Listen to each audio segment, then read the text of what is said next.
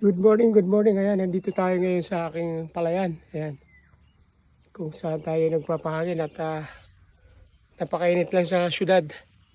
Kaya pumunta na tayo dito at lang sinilip din yung bahay doon na pinagawa. Tapos na rin at itong lugar. So dito muna ako umungkot. Ayan. Ito ay inaano ng magsasaka para taniman ng palay o talong. Ayan, so dito tayo nagpapahangin ngayon. Init. May ibon na ayun oh. Panay ang ano sa akin. Siguro may ano to dito, may pugad.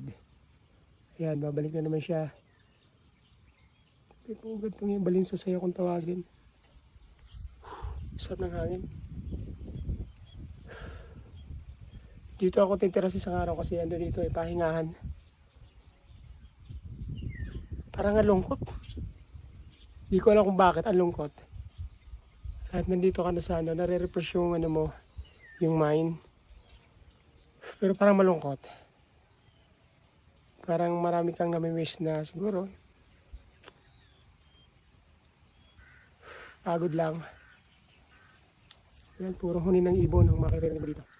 Puro huni ng ibon ang marinig mo. Huni ng uwak. Yan.